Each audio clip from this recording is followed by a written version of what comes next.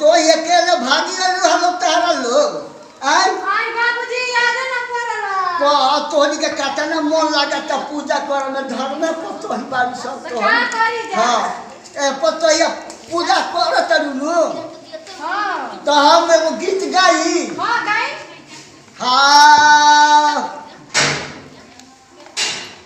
अरे बारी आई जा बाती हो मदिलवा में बाती बारी आई जा पतोही अरे मदिलवा में बाती काठी गतियावा काठी के लागल बाती काठी गतियावा काठी के लागल बाती काठी के रुवा जरल सारी राती बारी आओ पतोही अरे मदिलवा में बाती सोने के दियावा रुए के लागल बाती सोने के दियावा रुए के लागल बाती आ गैया के घिउआ जरेला सारी राती बारी आई जब पतोहिया हो मदिलवा में बाती अब देखी जा अब तरी अब माता दाई के घेटोट के धर हां तबे तू मांगन होई त बाल बच्चा हो पाहु अब कोनो फायदा होई हां अरे काटिए के हो गया मदिलवा काटिए के लाग लाहो के वार काटिए के लागे काटिए के हो गया मदिलवा काटिए के लागे लाहो के वार काटिए के लागे आ तोरा पत्थर के मैया मदिलवा अरे हीरा मोती लागे लाहो के वार हीरा मोती लागे लारे के वा भैया छोटकी के बताई बड़ल हो छोटकी हां माई के गीत गावत है ये सही पूजा होला जी लगा के बारे लगन हां ना बारे लगन माई के गीत गावता है ना झूमत आई है अच्छा झूमिलो हम झूमत नहीं छोटा हां झूमिलो हां गावा गावा आ काटिए के हम माया मदिलवा काटिए के लागे लाहो के वार काटिए के लागे लाहो के वार चोर पतोहिया तभी आगे आगे जोर लगाओ सब पूजा करे दे पूजा करे में हमनी के एकदम धर्मी पूजा कर हमर जिंदगी पार लाग गई तोहनी के अब के आई बारू से तो ध्यान लगाओ सो तोहनी के आगे चल के फायदा मिली ये सिखाओ त कि नाचियो सब पूजा करियो सब आ त नाचे के चाही झूमे के चाही और करे के चाही हां अरे तो खूब बुढ़ारी में पानी डाल तुरंत हैं नहीं ठीक बात है ठीक भाई इनका सिखाओ त उनको सीखो सीखो ना चलो हां चलो पूजा कोई खराब चीज हो बोल नाचो भगवान काम करे भैया ठीक बाबा खेलाइयो नाचो बाबू जरा नाचो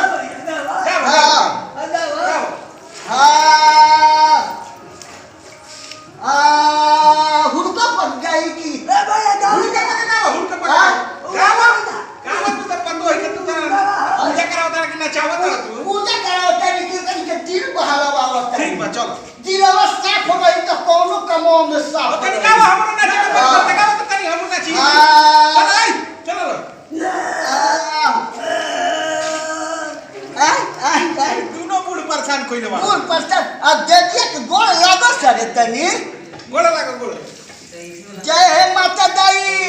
जैसे तारा के सेवा करे कैसे होते ही हमारा पतोही के सेवा करी हो और ना तो कुछ भगवान के द्वारा से कुछ फल भी है हनी के तो गाना गावा ना हो अब हमरो मन करता हेलो आ माता दाई भोजपुरिया ना सुने ली रही सुनली हाँ अब माता दाई के हो गल दूगो गीत गवली अब भोजपुरिया में फेंकता हाँ हाँ आया घड़ी के गीत हटे हाँ आई है अब तो बाही लिखे आई कि अठान को मकई दहल बा और के गीत गावत आई हाँ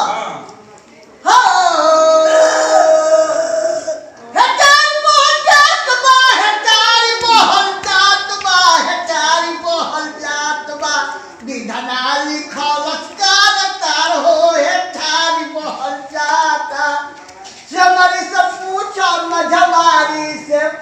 पूछ से मरी से पूछ मझवारी से पूछ अरे दही कोई प्यासी के बधाओ हे ठाड़ बहल जाता जय माता दाई दही कोई प्यासी के बधाओ हे ठाड़ बहल जाता विधना लिखौलस काटे हुआ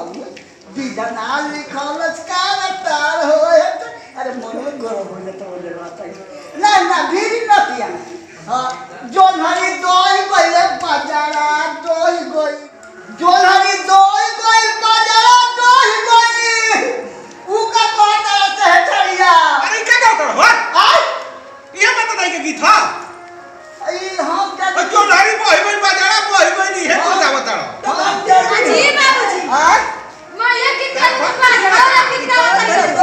आओ बता ना बड़ी हाथों में ब्रेन करकराहट के मारे तो ये कितना ये बाजार भारी लगा होता है माई के हां जय हे माई नामों से हमारा किशोर बाप दी देख ये सिखाइए तो नहीं के बाजारा बोई गई ले अजनेरा तो ही गई ले ठाड़ में पहुंच सही के बाबूजी हम उल्टा सिखाते हैं का जी ना ना ना उल्टा कहा बोला हमारा से देवी के जाओ है हाँ हाँ देवी के जाओ आज जन्माष्टमी है आज कृष्ण जी का जन्म हुई हेलो हां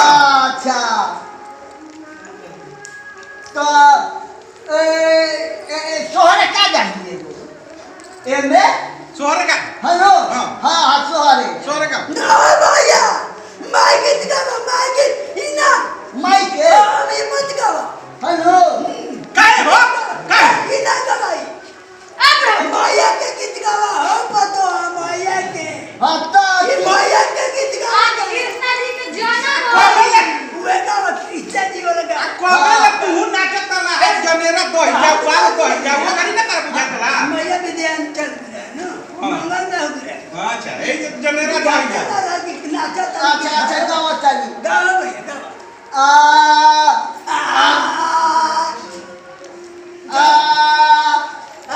रहा ना मतलब हम पहले सुन बाबूजी ऐसे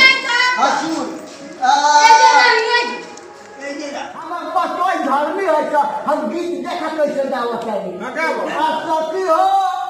अरे मोतिया बैठाला सीता की सखी लोग पूछे हो सखी हो पावन कैलू ऐसा तो बसना मोबाइलवा पारे हो भूखली